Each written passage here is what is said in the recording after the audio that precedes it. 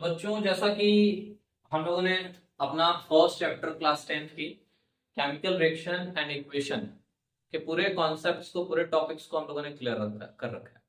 अभी हमारा एक टॉपिक जो है, इस वीडियो में हम लोग कोशिश करेंगे कि हम बैलेंसिंग केमिकल इक्वेशंस को बैलेंस करने की कोशिश करेंगे। और पूरा फोकस आप इस वीडियो पे दीजिएगा। मैं अपनी तरफ से 100% अश्योर करता हूं कि मैं आपको बहुत ही इजी वे में, क्लास 10th लेवल में, बहुत ही इजी लेवल में केमिकल इक्वेशन को बैलेंस करना सिखा। बस थोड़ा सा आपको थोड़ा सा पेशेंस के साथ देखना है इसमें। तो पहली चीज हम लोगों ने देखा था कि केमिकल इक्वेशन कितने टाइप्स के होते हैं। केमिकल इक्वेशन जो होते हैं वो दो टाइप्स के होते हैं। पहला क्या होता है बेटा? पहला होता है हमारा अनबैलेंस्ड इक्वेशंस। क्या देखा था हम लोगों ने कि हमारे जो इक्वेशंस हैं वो दो टाइप्स के हैं। एक था बेटा हमारा unbalanced equation, unbalanced chemical equation.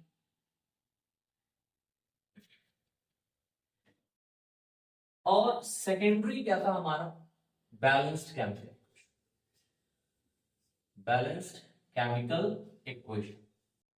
ठीक है, ऐसे दो टाइप्स के हमारे पास केमिकल इक्वेशंस है। मैंने आपको प्रीवियस वीडियो में इसके बारे में पूरा बता रखा था कि अनबैलेंस्ड केमिकल इक्वेशंस क्या होते हैं। ऐसे केमिकल इक्वेशंस जिनमें जो particularly law of conservation of mass energy को फॉलो अप नहीं करते, यानी कि जिनमें पर्टिकुलरली रिएक्टेंट साइड और प्रोडक्ट साइड दोनों में number of every and each elements are not same, उस हम लोग क्या कहते हैं? अनबैलेंस्ड केमिकल इक्वेशंस कहते हैं।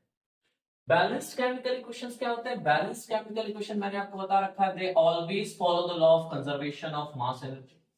और इसमें हर एक एलिमेंट जो एज अ रिएक्टेंट पार्टिसिपेट कर रहा है वो सेम अमाउंट में प्रोडक्ट साइड में भी जनरेट होता है। दैट मींस कि जितने अमाउंट में कोई एलिमेंट, जितने नंबर ऑफ एटम्स या नंबर ऑफ एलिमेंट्स में कोई भी एटम है, कोई एलिमेंट पार्टिसिपेट कर रहा है, कोई रिएक्टेंट है, प्रोडक्ट साइड में भी वो सेम अमाउंट में मिलता है हमें, तो समझ जाएगा कि वो क्या है? हमारा बैलेंस्ड केमिकल इक्वेशन है, अदरवाइज अनबैलेंस्ड केमिकल इक्वेशन। तो बैलेंस्ड केमिकल इक्वेशंस को मैं आपको ये नहीं कहूंगा कि आप पहले मेटल को बैलेंस करिए, नॉन मेटल को बैलेंस करिए, ये सारी चीजें नहीं। हम लोग इक्वेशन को बहुत ही इजी वे में बैलेंस करने की कोशिश करेंगे और कोशिश करूंगा कि आपको तैयार हो। जैसे देखिए, बैलेंसिंग केमिकल इक्वेशंस में एक एग्जांपल के तौर मैं ले लेता हूं। हमारे पास एक पहला इक्वेशन हो जाएगा हमारा। हम क्या करेंगे? CH4 को रिएक्ट कराएंगे क्लोरीन गैस से, और इसके थ्रू हमें मालूम है डिस्प्लेसमेंट रिएक्शन के कॉज की वजह से यहां पे CCl4 और हाइड्रोक्लोरिक एसिड का फॉर्मेशन होगा। ये एक हमारे पास केमिकल इक्वेशन है। अब देखिए इसमें क्या है बेटा कि यहाँ पे देखो रिएक्टेंट साइड है, रिएक्टेंट साइड में दो क्लोरीन है, बट यहाँ देखो चार क्लोरीन, यहाँ पे एक क्लोरीन है, टोटल 5 क्लोरीन है। इससे हमें पता चल गया कि ये इक्वेशन पूरी तरह से बैलेंस नहीं है। अब हम इन्हें बैलेंस करेंगे तो कैसे बैलेंस करेंगे? सिंपली वेज में याद रखिएगा। बैलेंस इक्वेशन क्या कह रहा है? बैलेंस इक्वेशन कह रहा है कि एक ऐसा इक्वेशन जिसमें हर एक पार्टिकल, हर एक एलिमेंट जो पार्टिसिपेट कर रहे हैं वो जितने अमाउंट में रिएक्टेंट साइड में होंगे सेम उसी अमाउंट में किधर होने चाहिए? प्रोडक्ट साइड में होने चाहिए। अगर ऐसी कंडीशन फॉलो अप हो रही है तब भी वो क्या है? बैलेंसिंग इक्वेशन बैलेंस है। यानी कि अब हम क्या करेंगे इस इक्वेशन में? हर एक एटम को जितने एलिमेंट्स रिएक्टेंट साइड में है सेम उसी नंबर में हम क्या करेंगे? हर एक एलिमेंट्स को प्रोडक्ट साइड में भी करेंगे। इसके लिए सबसे पहले हम क्या करेंगे? एक बॉक्स बना लेंगे बेटा, एक बॉक्स। इस बॉक्स के थ्रू यहां हम लोग लिख लेंगे एलिमेंट्स, कौन कौन सा एलिमेंट्स पार्टिसिपेट किए हैं। फिर हम क्या करेंगे? यहां पे हम लिख लेंगे रिएक्टेंट साइड, रिएक्टेंट साइड, और उसके बाद दूसरी तरफ लिख लेंगे प्रोडक्ट्स। हर एक एलिमेंट को हमें दोनों साइड में इक्वल करना है। हर एक एलिमेंट का नंबर ऑफ एलिमेंट जो होगा, नंबर ऑफ एटम जो है, जितना रिएक्टेंट साइड में है उतना ही प्रोडक्ट साइड में आपने कर लिया, तो इक्वेशन हमारा बैलेंस हो गया। तो एलिमेंट्स कौन कौन से इसमें पार्टिसिपेट किए हुए हम लोग नहीं देखेंगे। यहाँ पे कार्बन है, कार्बन को लिख लेंगे। हाइड्रोजन है, हाइड्रोजन को लिख लेंगे। क्लोरीन है, क्लोरीन को लिख लेंगे। अब देखिए कि रिएक्टेंट साइड में जो हमारा कार्बन है वो कितने नंबर में? There is single carbon atom, यहाँ पे हम सिंगल कार्बन लिख लेंगे 1। फिर हम देख रहे हैं हाइड्रोजन यहाँ पे 4 है तो यहाँ पे हमने लिख लिया 4। फिर यहाँ पे क्लोरीन 2 है तो हमने लिख लिया रिएक्टेंट साइड में क्लोरीन 2।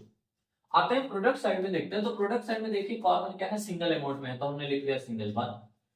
अगर हम क्लोरीन को देखें तो 4 क्लोरीन आपको यहाँ दिख रहा होगा, 1 सिंगल क्लोरीन आपको यहाँ दिख रहा है। अब इस कंडीशन में क्या करेंगे? जब एलिमेंट्स एक से ज्यादा पोजीशंस पे होंगे तो हर एक पोजीशन को सेपरेट लिखेंगे।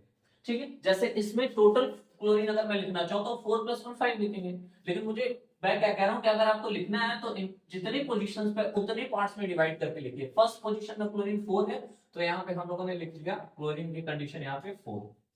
और क्या है, सेकंड कंडीशन में कितना है, सिंगल बॉन्ड में है, तो यहाँ पे लिख दिया पर हाइड्रोजन को देखिए यहाँ पे हाइड्रोजन 1 है, हाइड्रोजन 1 लिख लिया। अब मैंने कहा कि बैलेंसिंग इक्वेशन में क्या करना है, हर एक एलिमेंट्स को सेम नंबर में कन्वर्ट करना है। तो यहाँ देखो कार्बन रिएक्टेंट साइड में सिंगल है, यहाँ पे भी सिंगल है, it is already balanced. Hydrogen की बात करें तो हाइड्रोजन देखो यहाँ पे 4 है और यहाँ पे हाइड्रोजन सिंगल है, यानी ये अनबैलेंस्ड है। अब मैं अगर इसे बैलेंस करने की कोशिश करूं तो मैं क्या करूं, अगर इसमें 4 से मल्टीप्लाई कर दूं, अगर मैं इसमें 4 से मल्टीप्लाई कर देता हूं तो हाइड्रोजन देख रहा हूं यहाँ पे बैलेंस हो गया। हाइड्रोजन क्या हो गया, रिएक्टेंट साइड में भी 4 और प्रोडक्ट साइड में भी 4 हो गया। बट एक चीज देखो, जैसे ही मैं इस हाइड्रोजन में या प्रोडक्ट साइड में जो हाइड्रोजन है जो सिंगल बॉन्ड में है उसमें 4 से मल्टीप्लाई करूंगा, तो याद रखिएगा हम हमेशा मल्टीप्लिकेशन नंबर ऑफ मोल्स को कर सकते हैं, मॉलिक्यूल्स को कर सकते हैं, कभी भी नंबर ऑफ यहाँ जो नीचे लिखा होता है उनको हम लोग चेंजेस नहीं कर सकते। हमेशा हमें क्या लिखना होगा, मोल्स को चेंज करना। तो हमने क्या किया, हाइड्रोजन में कहां पे मल्टीप्लाई किया, प्रोडक्ट साइड में 4 से मल्टीप्लाई किया। तो जैसे ही हम इसमें 4 से मल्टीप्लाई करेंगे तो आप देख रहे हो ये काउंट होगा हर एक एलिमेंट के लिए जो इस कंपाउंड में होगा। अब इस कंपाउंड में हाइड्रोजन और क्लोरीन दोनों है, तो हमने 4 से मल्टीप्लाई किया, तो हाइड्रोजन में 4 से मल्टीप्लाई होगा, तो इसका मतलब इनडायरेक्टली क्लोरीन में भी 4 से मल्टीप्लाई होगा। अब देखिए क्लोरीन प्रोडक्ट साइड में दो जगह पे, एक 4 है और एक सिंगल पे है। हमने 4 से किसमें मल्टीप्लाई किया, सिंगल वाले क्लोरीन में, तो यहाँ पे भी 4 से मल्टीप्लाई हो जाएगा। अब देखो total number of chlorine atom कितने हो गए, 4 और 4 कितने होगा, टोटल 8 हो गए। किस साइड में, प्रोडक्ट साइड में। हमारा देखने को मिल रहा है कार्बन बैलेंस्ड हो गया है, हाइड्रोजन भी बैलेंस्ड हो गया है, लेकिन क्लोरीन के केस में देखें तो क्लोरीन इस साइड में बेटा टोटल हमारा हो गया है 8, और रिएक्टेंट साइड में देख रहे हैं अभी भी हमारे पास क्लोरीन जो है वो कितने अमाउंट में है 2। अगर मुझे इसे बैलेंस करना है तो जाहिर सी बात है मैं इसको क्या करूंगा, 4 से मल्टीप्लाई करूंगा। जब मैं इसे 4 से मल्टीप्लाई करूंगा तो ये भी क्या हो जाएगा, 8 हो जाएगा। अब देखो नंबर ऑफ एटम्स की बात करें तो कार्बन रिएक्टेंट साइड में 1 है, ऑलरेडी पहले से बैलेंस था, हाइड्रोजन 4 इधर, प्रोडक्ट साइड में भी 4 है, क्लोरीन देखो रिएक्टेंट साइड में 8 और प्रोडक्ट साइड में भी 8 हो गया, यानी कि ये हमारा पर्टिकुलर इक्वेशन बैलेंस हो गया। अब इन कोएफिशिएंट्स को हम यहाँ पे लिख देंगे, हमेशा केवल कोएफिशिएंट्स को ही चेंज करेंगे। तो यहाँ हमने क्लोरीन वाले टर्म में रिएक्टेंट साइड में कितने से मल्टीप्लाई किया, 4 से मल्टीप्लाई किया, तो ये 4 हम यहाँ लिख देंगे। अब और चेक करते हैं, देखिए यहाँ पे single carbon 4 hydrogen and there is also 4 hydrogen, 4 2s are 8 chlorine, 4 and 4 total 8 chlorine. ये पहला एग्जांपल हो गया हमारा केमिकल इक्वेशन बैलेंसिंग का। सेकंड इक्वेशन अगर मैं छोटे से इक्वेशन से स्टार्ट करूंगा, अगर छोटा इक्वेशन मैं यहाँ लिख दूं, जैसे नाइट्रोजन N2 जो है वो हाइड्रोजन H2 के साथ रिएक्शन किया, ठीक है, नाइट्रोजन अगर हाइड्रोजन के साथ रिएक्शन किया तो हम सभी को मालूम है क्या फॉर्मेशन होगी, NH3 का फॉर्मेशन होगा, अमोनिया का फॉर्मेशन का। अब यहाँ देखो, यहाँ पे नाइट्रोजन 2 है, यहाँ पे नाइट्रोजन सिंगल है, ये इक्वेशन क्या है, अनबैलेंस्ड है। सेम इसी प्रोसेस से हम इस इक्वेशन को भी बैलेंस करेंगे। तो हम इक्वेशन को देखते तो मैंने सिंपली जैसा कहा उसी प्रोसेस को आपको अडॉप्ट कर लेना है। आपको इधर लिख लेना है नंबर ऑफ एलिमेंट्स, ये जो एलिमेंट्स यहाँ पे एलिमेंट्स पार्टिसिपेट है, तो हमने यहाँ लिख लिया एलिमेंट्स, ये हमारे एलिमेंट्स हो गए। फिर उसके बाद एक तरफ होगा रिएक्टेंट साइड, ठीक है, और दूसरा क्या होगा, प्रोडक्ट साइड होगा, दूसरा होगा प्रोडक्ट साइड। लेकिन कौन कौन से एलिमेंट पार्टिसिपेट किए, नाइट्रोजन और हाइड्रोजन, तो हमने लिख लिया नाइट्रोजन और यहाँ हो गया हाइड्रोजन। रिएक्टेंट साइड में नाइट्रोजन कितने हैं, 2 है, रिएक्टेंट साइड में हाइड्रोजन कितना है, 2 है, प्रोडक्ट साइड में देखिए नाइट्रोजन कितना है, सिंगल है, हाइड्रोजन कितना है, 3 है। अब हम देख रहे हैं कि ना ही हमारा नाइट्रोजन बैलेंस और ना ही हमारी हाइड्रोजन बैलेंस है, इन्हें बैलेंस करने की कोशिश करेंगे। तो सेम वे में हमें बैलेंस करने के लिए क्या करना है, दोनों साइड्स में एटम्स को सेम करना है। तो अभी बात बताइए, अगर मैं क्या करूं, मुझे इस नाइट्रोजन को बैलेंस करना है, तो मैं देख रहा हूँ नाइट्रोजन यहाँ 2 है, यहाँ 1 है, इस 1 को 2 में कन्वर्ट करने के लिए मैं क्या कर सकता हूँ, इसमें 2 से मल्टीप्लाई कर दूंगा, तो ये क्या हो जाएगा, 2 1 2। अब देखो नाइट्रोजन जो है वो 2 हो गया, प्रोडक्ट साइड में भी कितना हो गया, 2। ढूंढिए प्रोडक्ट साइड, हमने कहाँ मल्टीप्लाई किया, प्रोडक्ट साइड में मल्टीप्लाई किया, तो प्रोडक्ट साइड में नाइट्रोजन क्या है, यहाँ पे है, इसको हम लोग क्या करेंगे, 2 से मल्टीप्लाई करेंगे। मैंने कहा कि जो कोएफिशिएंट्स होंगे वो किसी कंपाउंड में अलाइंड जितने भी एलिमेंट्स होंगे उन सबके लिए वो एज अ कोएफिशिएंट की तरह बिहेव करेगा। तो अब देखो यहाँ पे जो 2 है इस नाइट्रोजन में भी मल्टीप्लाई हो रहा है और इस हाइड्रोजन में भी मल्टीप्लाई होगा, तो इस देखो हाइड्रोजन में मल्टीप्लाई होगा, इसका मतलब हम डायरेक्टली देखेंगे प्रोडक्ट साइड में जहाँ हाइड्रोजन होगा, जो नाइट्रोजन से जुड़ा उसमें भी कितने से मल्टीप्लाई कर देंगे, इस 2 से मल्टीप्लाई कर देंगे। अब देखिए ये हाइड्रोजन कितना होगा, 3 2 6 हो गया, हमारा नाइट्रोजन जो है वो बैलेंस हो गया। लेकिन अब देखो हाइड्रोजन कितना हो गया, रिएक्टेंट साइड में 2 है, प्रोडक्ट साइड में 6 हो गया। इसे बैलेंस करने के लिए हम क्या करेंगे, इस 2 को 6 में कैसे कन्वर्ट कर सकते हैं, इस 2 को 6 में कन्वर्ट करने के लिए हाइड्रोजन में कितने से मल्टीप्लाई करते हैं, 3 से मल्टीप्लाई करते हैं। अब आप देखो 3 से मल्टीप्लाई करने की वजह से हाइड्रोजन भी बैलेंस हो गया, नाइट्रोजन भी बैलेंस हो गया। फाइंड आउट करिए कि रिएक्टेंट साइड में हाइड्रोजन कहां है, तो हाइड्रोजन यहां है। कितने से मल्टीप्लाई किया, 2 से मल्टीप्लाई, 3 से मल्टीप्लाई किया था हमने, यहां 3 से मल्टीप्लाई कर। अब देखो क्या इक्वेशन हमारा बैलेंस हो गया, बिल्कुल देख रहा है हमारा नाइट्रोजन जो है रिएक्टेंट साइड में 2 है और प्रोडक्ट साइड में भी 2 है। नंबर ऑफ हाइड्रोजन आइटम जो है वो रिएक्टेंट साइड में 6 है, प्रोडक्ट साइड में भी 6 है, दोनों बैलेंस हो गया। यहां चेक करके देख लो 3 to the 6 hydrogen, 3 to the 6 hydrogen, 2 nitrogen and that is 2 nitrogen. ये भी हमारा इक्वेशन क्या हो गया, बैलेंस हो गया। और भी एग्जांपल अगर हम लोग लिखना चाहें, और भी कुछ एग्जांपल्स अगर हम लोग प्रैक्टिस करें, तो जैसे कि मान लीजिए मैग्नीशियम है, इस मैग्नीशियम का हम लोगों ने क्लोरीन के साथ रिएक्शन कराया, ठीक है। अगर हम लोगों ने मैग्नीशियम का क्लोरीन के साथ रिएक्शन कराया, तो मैग्नीशियम का क्लोरीन के साथ कराएंगे तो MgCl2, देखो ये ऑलरेडी बैलेंस है, इसको बैलेंस करने की जरूरत नहीं है। यहाँ सिंगल मैग्नीशियम डुअल क्लोरीन, और यहाँ पे भी डुअल क्लोरीन, तो इसको बैलेंस करने की जरूरत नहीं। कुछ और भी चेंजेस देकर के आते हैं, सोचते हैं क्या ही हो सकता है। मान लीजिए अगला हमारा इक्वेशन अगर हम लोग फॉर्मेट करें, जैसे एग्जांपल के तौर पे अगर मैंने रिएक्शन करा दिया फेरस का, ठीक है, और इस फेरस का मैंने रिएक्शन कराया पर्टिकुलरली हाइड्रोक्लोरिक एसिड के साथ, ठीक। फेरस का हमने हाइड्रोक्लोरिक एसिड के साथ रिएक्शन कराया HCl। तो फेरस का जब मैं हाइड्रोक्लोरिक एसिड के साथ रिएक्शन कराऊंगा, तो आपको पता है फेरस जो है वो हाइड्रोजन से ज्यादा रिएक्टिव है, इस वजह से डिस्प्लेसमेंट रिएक्शन होगी, और ये क्या बनाएगा, FeCl2 प्लस क्या हो जाएगा, हाइड्रोजन गैस लिबरेट। देखो यहाँ पे क्या है, फेरस सिंगल है, क्लोरीन सिंगल है, क्लोरीन डबल है, यानी इक्वेशन क्या है, अनबैलेंस्ड है। तो फिर से इसको आइए उसी प्रोसेस से हम लोग बैलेंस करने की कोशिश करेंगे, जिस प्रोसेस से हम लोग पिछले 2 इक्वेशंस को बैलेंस किए। सबसे पहले आप क्या करोगे, यहाँ पे एलिमेंट्स लिख लोगे, एलिमेंट्स, फिर उसके बाद यहाँ पे रिएक्टेंट साइड, और उसके बाद यहाँ पे प्रोडक्ट साइड, ऐसे मेंशन कर लीजिए। देखिए कौन कौन से एलिमेंट है, फेरस आयरन लिख लिया, और क्या है, हाइड्रोजन, और क्या है, क्लोरीन, ये पार्टिसिपेट किए हुए हैं। अब इनका रिएक्शन हमने कराया, रिएक्शन कराने के बाद हमें FeCl2 प्लस H2 मिला हुआ। देखिए एलिमेंट जो है आयरन जो है वो रिएक्टेंट साइड में सिंगल है, हमने 1 लिख लिया। फिर उसके अंदर आयरन, देखिए प्रोडक्ट साइड में सिंगल, हमने 1 लिख लिया, already iron is balanced in that given equation. अगर मैं हाइड्रोजन की बात करूं, तो रिएक्टेंट साइड में हाइड्रोजन सिंगल है, और प्रोडक्ट साइड में आप देख रहे हो हाइड्रोजन डबल है, ठीक है ना। फिर उसके बाद अगर नंबर ऑफ क्लोरीन की बात करें एटम की, तो वो क्लोरीन रिएक्टेंट साइड में सिंगल है, बट प्रोडक्ट साइड में देख रहे हैं हमारा कितना है, क्लोरीन 2 एग्जिस्टेबल है। देखिए अब इस क्वेश्चन को बैलेंस करना है, तो फिर वही चीज बैलेंस करने का मतलब क्या है कि हर एक एलिमेंट को रिएक्टेंट साइड और प्रोडक्ट साइड दोनों साइड में इक्वल कर देना। तो कैसे ही क्वेश्चन को हम लोग बैलेंस करेंगे, यहाँ देखो हाइड्रोजन जो फेरस है हमारा आयरन है ऑलरेडी बैलेंस है, इसमें डिस्टर्ब नहीं करेंगे। अब देखो हमारे पास क्या है, हाइड्रोजन है, क्लोरीन है, क्लोरीन देखो यहाँ पे 1 है और यहाँ पे 2 है, क्या ही कर दो कि दोनों साइड में इक्वल हो जाएगा। हम क्या कर सकते हैं, कोएफिशिएंट को चेंज कर सकते हैं। कोएफिशिएंट को चेंज करने के लिए क्लोरीन जो रिएक्टेंट साइड में उसमें 2 से अगर मैं मल्टीप्लाई कर दूं बेटा, तो देखो क्लोरीन रिएक्टेंट साइड में भी 2 हो जाएगा और प्रोडक्ट साइड में भी 2 हो जाएगा। अब एक चीज देखो, जब आपने क्लोरीन में मल्टीप्लाई किया है, तो क्लोरीन किसके, क्लोरीन में मल्टीप्लाई किया आपने 2 से, तो ये क्लोरीन किसके साथ जुड़ा हुआ है, रिएक्टेंट में ये जुड़ा हुआ हाइड्रोजन के साथ। जो जैसे ही आप यहाँ पे 2 रखते हैं, तो वो 2 से मल्टीप्लाई हो जाएगा हाइड्रोजन में भी, यानी वो 2 एज अ कोएफिशिएंट बिहेव करेगा हाइड्रोजन के मॉलिक्यूल्स के लिए भी, यानी कि हाइड्रोजन के भी नंबर ऑफ हाइड्रोजन एटम में भी ये मल्टीप्लाई होगा। तो हाइड्रोजन एटम यहाँ पे 1 है, तो इसमें कितने से मल्टीप्लाई हो जाएगा, 2 से। अब देख रहे हो हाइड्रोजन एटम कितना हो गया, 2 हो गया। इतने ही सही करने से आप देखो आयरन जो पहले से हमारा बैलेंस था, अब हाइड्रोजन देखो number of hydrogen atom reactant side में भी 2 है, प्रोडक्ट साइड में भी 2 है।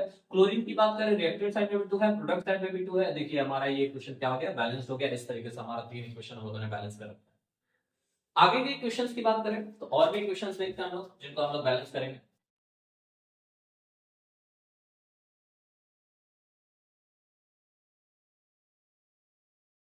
छोटे छोटे इक्वेशंस हम लोग आगे की तरफ बढ़ेंगे।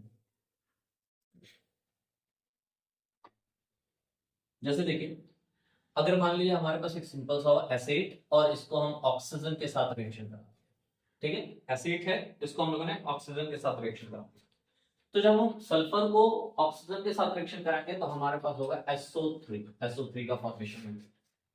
ये देखिए रिएक्टेंट साइड में सल्फर जो है वो 8 है, और प्रोडक्ट साइड में आप देख रहे हो जो सल्फर है वो सिंगल अमाउंट में एग्जिस्टेबल है। इसका मतलब आप देख रहे हो कि ये अनबैलेंस्ड हो गया। अब इन्हें बैलेंस करना है, तो कैसे बैलेंस करेंगे, फिर से आप बॉक्स बना लोगे।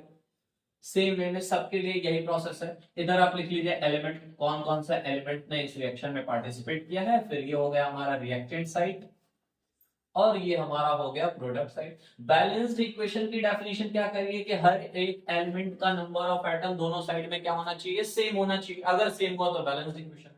नोट करते हैं कौन कौन से इक्वेशंस, इक्वेशन में कौन कौन से एलिमेंट है। यहाँ पे सल्फर है, सल्फर लिख लिया। यहाँ पे ऑक्सीजन है, ऑक्सीजन लिख लिया। रिएक्टेंट साइड में number of atom of sulphur कितना है, 8 है, 8 लिख लिया हमने। और ऑक्सीजन कितना है, 2 है, 2 लिख लिया।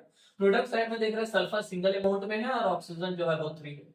अब हमें इसे बैलेंस करना है। सिंपली हम बैलेंस कैसे करेंगे, तो देखो एक चीज याद रखो कि अगर मान लो मुझे ऑक्सीजन को बैलेंस करना है या सल्फर को ही मुझे बैलेंस करना है, तो यहाँ देखो सल्फर 8 है और यहाँ सल्फर 1 है। प्रोडक्ट साइड में क्या ही कर लो कि सल्फर 8 हो जाएगा, यानी कि हम क्या करेंगे, प्रोडक्ट साइड में जहां पे सल्फर दिया उसमें भी हम लोग कोएफिशिएंट 8 कर लें, कन्वर्ट कर लें, 8 से मल्टीप्लाई कर देंगे तो देख लो सल्फर 8 हो गया। अब यहाँ पे प्रोडक्ट साइड और रिएक्टेंट साइड दोनों साइड में हमारा सल्फर क्या हो गया, 8 हो गया, क्योंकि बैलेंस हो गया प्रॉपर। देखो बेटा एक चीज याद रखना कि सल्फर किसके साथ एग्जिस्ट कर रहा है, ऑक्सीजन के साथ एग्जिस्ट कर रहा है। इसका मतलब जब हम सल्फर का कोएफिशिएंट जो प्रोडक्ट साइड में 8 करेंगे तो वो ऑलरेडी बिहेव करेगा कोएफिशिएंट ऑफ ऑक्सीजन के रूप में, यानी कि इस ऑक्सीजन में भी मल्टीप्लाई हो गया। तो अब ऑक्सीजन देखो प्रोडक्ट साइड में ऑक्सीजन 3 था, इसमें भी 8 से मल्टीप्लाई होगा। अब 8 से मल्टीप्लाई होने की वजह से इसका total number of atom oxygen का प्रोडक्ट साइड में कितना हो गया, 24। अब देखो हमने सल्फर तो बैलेंस कर लिया है, लेकिन जैसे सल्फर बैलेंस किया तो जो हमारे ऑक्सीजन का नंबर ऑफ एटम है उनमें अभी भी क्या है, इनइक्वालिटीज है। इन्हें इक्वल करने के लिए हम क्या कर सकते हैं कि इस 2 में कितने से मल्टीप्लाई कर लेंगे, 24 हो जाएगा, दैट इज 12।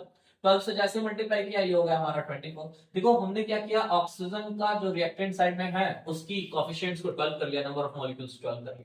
अब देखो इससे क्या हो रहा है, इससे करने से हमारा ऑक्सीजन दोनों साइड में इक्वल हो गया, यानी कि अब ये हमारा केमिकल इक्वेशन जो है बैलेंस है। यहां से चेक करते हैं सल्फर कितना 8, यहाँ पे सल्फर कितना 8, यहाँ पे ऑक्सीजन 12 2 24, 8 3 24, यानी कि हमारा इक्वेशन प्रॉपर्ली क्या हो गया, बैलेंस्ड हो गया। और भी इक्वेशंस देखते हैं अगर हम लोग केमिकल इक्वेशंस, तो लिखेंगे हम लोग, नोट कर लीजिए इसको। और भी इक्वेशंस देखते हैं जिन्हें बैलेंस करना है। तो सिंपल सी चीज बेटा, आपको कुछ करना नहीं है, आपको बस इतना ध्यान देना है कि क्वेश्चंस लिख लेने हैं, एलिमेंट्स लिख लेने हैं, और एलिमेंट्स लिखने के बाद आपको बस इतना ध्यान देना है कि कौन कौन से एलिमेंट रिएक्टेंट साइड और प्रोडक्ट साइड दोनों साइड में हमें इक्वल कर लेना है इसको, ठीक है ना। अब जैसे मान लो आपके पास एक इक्वेशन हो Na2CO3, ठीक है, Na2CO3 प्लस हाइड्रोक्लोरिक एसिड। अब Na2CO3 को हाइड्रोक्लोरिक एसिड के साथ अगर रिएक्शन करा दोगे तो इस रिएक्टेंट में हमको क्या फॉर्मेशन होगा, इस रिएक्टेंट में सॉल्ट का फॉर्मेशन होगा, सोडियम क्लोराइड, ठीक है, H2O, और कार्बन डाइऑक्साइड गैस फॉर्मेट हो जाएगी। आइए बैलेंस करके देखते हैं ये केमिकल कैसे इक्वेशन हमारा बैलेंस होगा। तो फिर मैंने जैसा कहा कि आपको क्या कर लेना है, आपको बॉक्स बना लेना है, आपको बस बॉक्स बना लेने हैं। एक तरफ लिख लेना है एलिमेंट्स, यहाँ कॉर्नर पे लिख लीजिए एलिमेंट्स, ताकि आपको मालूम हो कि कौन कौन से एलिमेंट्स ने पार्टिसिपेट किया। एक तरफ लिखेंगे आप लोग रिएक्टेंट और दूसरी तरफ क्या हो जाएगा, प्रोडक्ट। अब बैलेंस इक्वेशन की डेफिनेशन क्या कह रही है, बैलेंस इक्वेशन की डेफिनेशन कह रही है कि number of atom of each atom that has been taken participation in the chemical reaction must be equal in the both side। हमें दोनों साइड में नंबर ऑफ एटम, हर एक एटम को क्या करना होगा, सेम करना होगा। तो पहले देखिए हमारा इसमें कौन कौन से एलिमेंट्स पार्टिसिपेट किया, सोडियम है हमने लिख लिया सोडियम, यहाँ पे कार्बन है हमने लिख लिया कार्बन, ऑक्सीजन है हमने लिख लिया ऑक्सीजन, हाइड्रोजन है हमने लिख लिया हाइड्रोजन, क्लोरीन है हमने लिख लिया क्लोरीन।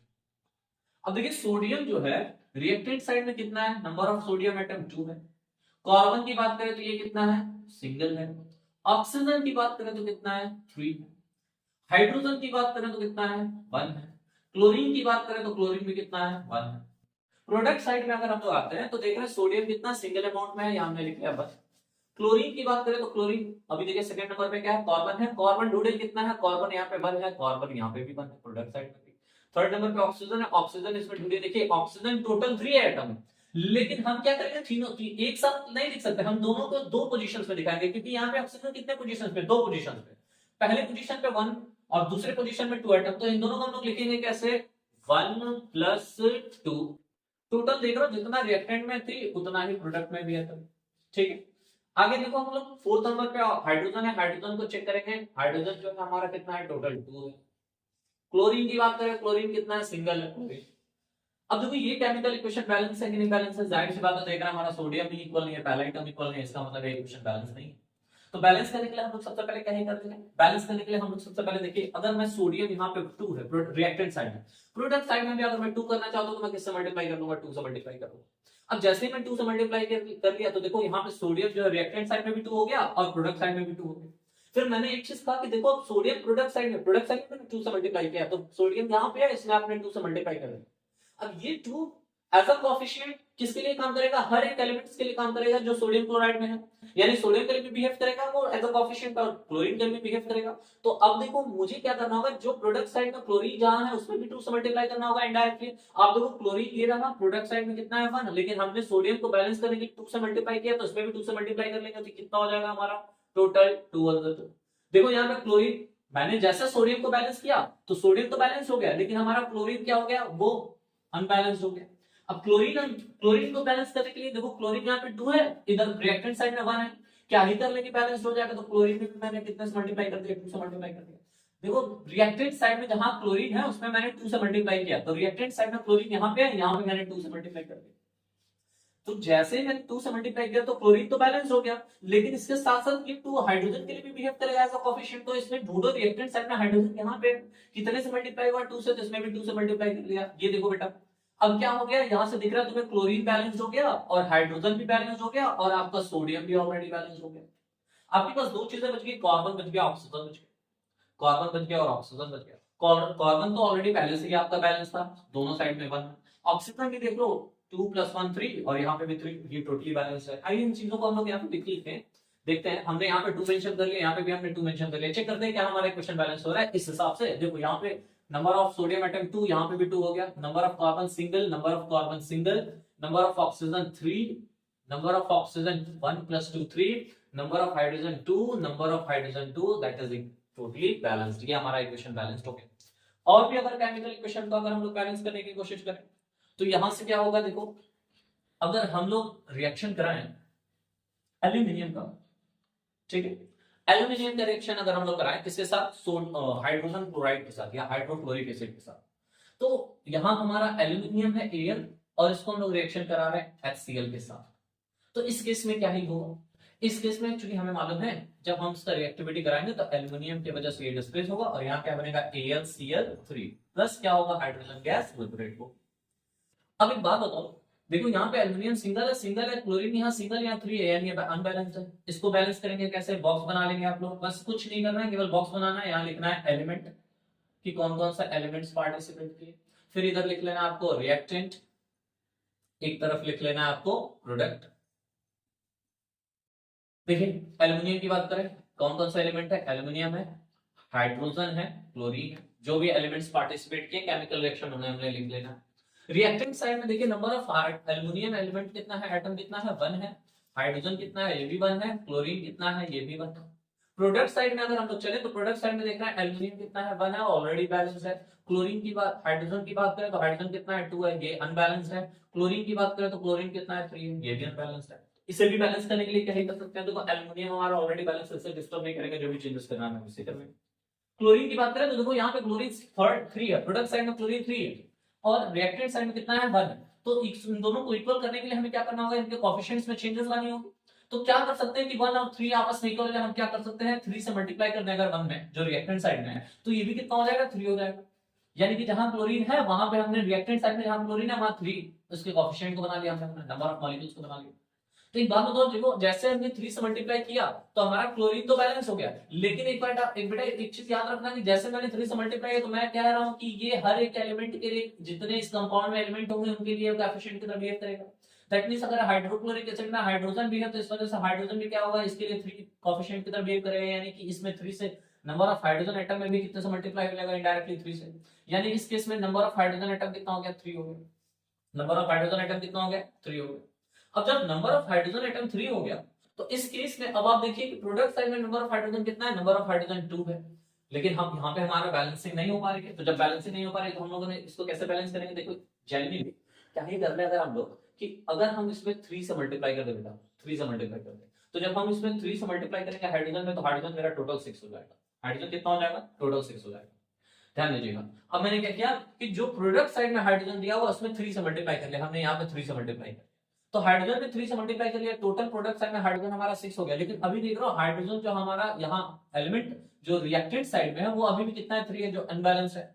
अगर मुझे इसे बैलेंस करना है तो क्या कर सकते हैं हम लोग, कैसे मैं करूं कि ये हाइड्रोजन 6 हो जाए, तो मैं इस 3 के जगह पे कितने को पुट कर दूं, 6 को अगर मैं पुट कर देता हूं, अगर इस 3 की जगह पे मैं 6 को पुट कर दूं, यानी कि ये 3 हटा करके मैंने क्या लिख दिया यहाँ पे 6, तो ये 6 बन जाए, कितना हो जाएगा, 6 हो जाएगा। अब देख लो आपका हाइड्रोजन क्या हो गया, बैलेंस हो गया। लेकिन मैं एक चीज कह रहा हूं कि अगर ये 6 मैंने इस हाइड्रोजन के लिए एज अ कोफिशिएंट रखा तो वो क्लोरीन के लिए भी तो एज अ कोफिशिएंट की तरह बिहेव करेगा। दैट मींस कि जहां क्लोरीन जिसपे मैंने 3 से मल्टीप्लाई किया था, यहां पे भी मैं क्या कर सकता हूं, यहां पे भी मैं कितने से मल्टीप्लाई कर सकता हूं, यहां पे भी मैं मल्टीप्लाई करूंगा 6 से। तो टोटल नंबर ऑफ क्लोरीन कितना हो गया रिएक्टेंट साइड में 6। लेकिन अभी देखो नंबर ऑफ क्लोरीन कितना हो रहा है इस साइड में, 3 हो रहा है। तो मैं कितने से मल्टीप्लाई कर दूं, 2 से अगर इसमें मल्टीप्लाई कर देता हूं तो यहाँ कितना हो जाता है, 6 हो जाता है। लेकिन बेटा देखना प्रोडक्ट साइड में हमने किसमें मल्टीप्लाई किया, क्लोरीन में। तो प्रोडक्ट साइड में क्लोरीन का कोएफिशिएंट हम लोगों ने 2 बना लिया है, 2 बना लिया। तो जब हम 2 बनाएंगे तो टोटल नंबर ऑफ क्लोरीन 6 हो गया। अब एक बात याद रखो, अगर क्लोरीन में हमने 2 से मल्टीप्लाई किया तो ये 2 जो होगा वो एल्युमिनियम के लिए भी किसकी तरह बिहेव करेगा, कोएफिशिएंट की तरह। तो एल्युमिनियम जाऊंगा उसमें भी 2 से मल्टीप्लाई हो जाएगा इनडायरेक्टली, और ये कितना हो जाएगा 2। तो जैसे हमने इसको बैलेंस किया तो अब हमारा क्या हो गया, एल्युमिनियम जो है वो डिसबैलेंस हो गया या अनबैलेंस हो गया। बट हम क्या ही कर सकते हैं, इस एल्युमिनियम में अगर 2 से मल्टीप्लाई कर दे तो ये बैलेंस हो जाएगा। अब देखो हमारा इस केस में सारे एलिमेंट्स बैलेंस हो गए, यानी कि अब देखो रिएक्टेंट साइड में जो एल्युमिनियम उसमें कितने से मल्टीप्लाई हुआ है, 2 से, 2 से लिख लिया हमने।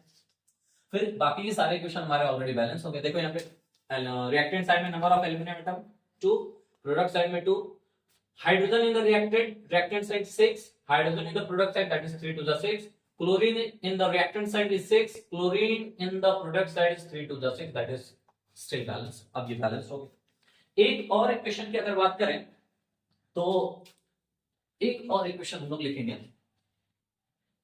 और बैलेंस करने की कोशिश करेंगे। बहुत ही सिंपल से आपके बहुत ही छोटे छोटे इक्वेशंस हैं, क्लास 10th लेवल में उतना ज्यादा बहुत ही ज्यादा डायनेमिक पूछता भी नहीं है, आपको यही से बैलेंस करना है। बैलेंसिंग इक्वेशन के लिए कुछ करना नहीं है आपको, सिंपली बस इतना याद रखना है कि आपको एलिमेंट्स लिख लेने हैं, रिएक्टेंट साइड बनाना है, प्रोडक्ट साइड बनाना है, दोनों साइड में एनी हो आपको क्या करना है, नंबर ऑफ ईच एलिमेंट को इक्वल करना है, सेम करना है। तो यहां से आपका क्या हो जाएगा, फॉर्मेशन हो जाएगा। अब मान लो अगर हमारा एक रिएक्शन हो जाए, ठीक है, कि हम सिल्वर नाइट्रेट लें और उसको कॉपर के साथ रिएक्शन करें, तो सिल्वर नाइट्रेट को अगर AgNO3 लिया हमने और AgNO3 को हम लोगों ने कॉपर से रिएक्शन करा, ठीक है, तो आपको जाहिर सी बात पता है कि सिल्वर नाइट्रेट को अगर हम लोग कॉपर से रिएक्शन करेंगे तो किस तरह का रिएक्शन होगा, एक तरह का डिस्प्लेसमेंट रिएक्शन होगा। क्यों डिस्प्लेसमेंट रिएक्शन होगा, क्योंकि कॉपर जो है वो सिल्वर से क्या होगा, मोर रिएक्टिव है। तो मोर रिएक्टिव होने की वजह से वो क्या करेगा, उसको प्रॉपर्ली वहां से डिस्प्लेस करके अपना कंपाउंड बना लेगा। अब जैसे हमने यहाँ पर रिएक्शन बनाया, तो रिएक्शन बनाने की वजह से क्या होगा, आपको पता है कि यहाँ जो कंपाउंड का फॉर्मेशन होगा वो होगा CuNO3 whole twice plus silver अलग हो जाएगा, यही फॉर्मेशन होगा। अगर अब इसको बैलेंस करें, देखो पहले क्या क्या ऑलरेडी बैलेंस है, यहाँ पे देखो कार्बन सिंगल है, कार्बन सिंगल है प्रोडक्ट साइड में, सिल्वर यहाँ सिंगल है, सिल्वर यहाँ पे भी सिंगल है प्रोडक्ट साइड में भी, नाइट्रोजन जो है वो सिंगल है, यहाँ नाइट्रोजन डबल हो गया, ऑक्सीजन यहाँ 3 है, यहाँ ऑक्सीजन 6 हो गया। बैलेंस करने की कोशिश करेंगे तो सेम वही प्रोसेस, कुछ करना नहीं है आपको, सबके लिए सेम प्रोसेस करना, कोई इधर उधर का कोई मेथड यूज नहीं करना है, बस आपको एक बॉक्स बनानी है, फिर क्या लिखना है, एलिमेंट्स, ठीक है, एलिमेंट्स लिख लिया। एक तरफ क्या लिखेंगे, रिएक्टेंट लिख लेंगे, क्या लिख लेंगे, रिएक्टेंट, और दूसरी तरफ क्या लिख लेंगे, प्रोडक्ट लिख लेंगे।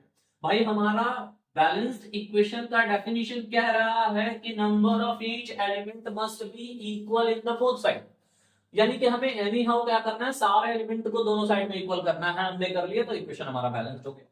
तो देखो नंबर ऑफ एलिमेंट्स जो इसमें पार्टिसिपेट किए हैं उन सबको लिख लिया हमने, क्या क्या है, Ag सिल्वर है, नाइट्रोजन है, ऑक्सीजन है, कॉपर है। अब देखो रिएक्टेंट साइड में सिल्वर कितना है, सिंगल है, सिंगल, नाइट्रोजन कितना है, सिंगल है, सिंगल, ऑक्सीजन कितना है, 3, हमने 3 लिख लिया, कॉपर कितना है, सिंगल है, सिंगल लिख। अब प्रोडक्ट साइड में आते हैं, देखते हैं प्रोडक्ट साइड में सिल्वर हमारा सिंगल है, सिंगल ऑलरेडी बैलेंस। अगर मैं नाइट्रोजन की बात करूं तो देखो ये इसमें मल्टीप्लिकेट हो जाएंगे, यहाँ पे सिंगल लिया हुआ तो ब्रैकेट लगने की वजह से क्या होता है कि नंबर ऑफ एटम इसमें जो आउटलेट में लिखे होते हैं उन्हें मल्टीप्लाइड हो जाता है, तो ये हो जाएगा 2 1 2, यानी कि नाइट्रोजन 2 हो गया। ऑक्सीजन की बात करें तो ऑक्सीजन कितना हो गया, 3 2 6 हो गया। कॉपर की बात करें तो कॉपर कितना है, सिंगल 11, ठीक है, कॉपर से इसमें मल्टीप्लाई नहीं हुआ क्योंकि कॉपर से इसका कोई रिलेटिविटी नहीं। अब देखिए बैलेंस करने की कोशिश करें तो सिल्वर बैलेंस्ड है, नाइट्रोजन बैलेंस नहीं, ठीक है। तो जब नाइट्रोजन को बैलेंस करना होगा तो नाइट्रोजन को बैलेंस करने के लिए क्या करेंगे, देखो किस साइड में कमी हो रही है, रिएक्टेंट साइड में कमी हो रही है। प्रोडक्ट साइड में जो नाइट्रोजन है वो 2 दिया हुआ है, रिएक्टेंट साइड में जो नाइट्रोजन दिया 1 दिया है, अगर मैं चाहूँ इसको बैलेंस करना तो 1 को कैसे 2 में कन्वर्ट कर सकता हूँ, इसमें 2 से मल्टीप्लाई कर लूं तो ये नाइट्रोजन क्या हो जाएगा 2 हो जाएगा। अब बताओ मैंने जैसे नाइट्रोजन में 2 से मल्टीप्लाई किया तो किस साइड में, रिएक्टेंट साइड में, तो ढूंढो रिएक्टेंट साइड में नाइट्रोजन कहाँ है, यहाँ है नाइट्रोजन, यहाँ है, यानी कि हमने यहाँ पे किससे मल्टीप्लाई किया 2 से मल्टीप्लाई किया। तो जैसे ही हमने 2 से बेटा मल्टीप्लाई कर लिया तो ये 2 सबके लिए कोएफिशिएंट की तरह बिहेव करेंगे, जो भी क्या होंगे सिल्वर नाइट्रोजन और ऑक्सीजन तीनों के लिए बिहेव करेंगे। यानी इनडायरेक्टली जैसे मैंने नाइट्रोजन में रिएक्टेंट साइड में 2 से मल्टीप्लाई किया तो सिल्वर और ऑक्सीजन में भी 2 से मल्टीप्लाई हो जाएंगे। इस केस में हमारा सिल्वर जो है यहाँ पे है, रिएक्टेंट साइड में हमने 2 से मल्टीप्लाई किया तो अब देखो सिल्वर कितना हो गया 2 हो गया, यानी नाइट्रोजन तो बैलेंस हो गया, लेकिन इसके वजह से जो हमारा सिल्वर ऑलरेडी पहले से बैलेंस था उसमें इनइक्वालिटीज आ गई। इसके साथ साथ ये ऑक्सीजन में भी तो मल्टीप्लाई होगा तो ऑक्सीजन कितना हो जाएगा, ऑक्सीजन में भी 2 से मल्टीप्लाई करेंगे तो ऑक्सीजन कितना हो जाएगा 6 हो जाएगा। इसको थोड़ा मैं नीचे लिख लेता हूं, सामने सामने रहेगा तो कोई कंफ्यूजन क्रिएट नहीं होगी, देखने में आपको इजी लगेगा। तो देखो मैंने यहाँ 2 से मल्टीप्लाई किया, तो अब 2 से मल्टीप्लाई किया तो सिल्वर अनबैलेंस हो गया, नाइट्रोजन जो है हमारा बैलेंस हो गया। ऑक्सीजन देख रहा हूं, ऑक्सीजन प्रोडक्ट साइड में 6 है, प्रोडक्ट साइड में 6 है और रिएक्टेंट साइड में भी 6 है, ऑक्सीजन भी बैलेंस हो गया। कॉपर जो हमारा ऑलरेडी पहले से बैलेंस था, कौन सी चीज अनबैलेंस हो गई, तो वो हमारी हो गई सिल्वर। जैसे मैंने 2 से मल्टीप्लाई किया सिल्वर इधर 2, इधर भी प्रोडक्ट साइड में 1 है, प्रोडक्ट साइड में मुझे 2 करना है तो मैं क्या करूंगा इसमें 2 से मल्टीप्लाई करूंगा। तो जैसे मैंने 2 से मल्टीप्लाई किया तो ये देखो हमारा सिल्वर क्या होगा 2 हो गया। ढूंढो प्रोडक्ट साइड में सिल्वर का है, यहाँ है सिल्वर, तो मैंने इसमें क्या कर दिया 2 से मल्टीप्लाई कर दिया। अब मैंने 2 से मल्टीप्लाई किया, देख रहा हूँ silver 2 2 nitrogen 2 2 oxygen product side और रिएक्टेंट साइड दोनों में 6, कॉपर दोनों साइड में 1 1, यानी ये हमारा इक्वेशन बैलेंस हो गया। चेक करते हैं यहाँ पे इक्वेशन से, देखते हैं इक्वेशन से अगर देखें तो सिल्वर 2 रिएक्टेंट साइड में number of silver atom that is 2, फिर मैं प्रोडक्ट साइड में भी देखो तो यहाँ पे भी 2, नाइट्रोजन की बात करूं तो रिएक्टेंट साइड में 2, नाइट्रोजन की बात करूं प्रोडक्ट साइड में 2, ऑक्सीजन की बात करूं तो 3 to the 6, ऑक्सीजन की इधर बात करूं तो 3 to the 6, कॉपर सिंगल, हमारा इक्वेशन बैलेंस हो गया। अगर ये मेरा प्रोसेस आपको समझ में आया, बहुत इजी लगा, तो प्लीज सब्सक्राइब करें, चैनल को शेयर करें, लाइक करें, कमेंट करें। Thank you.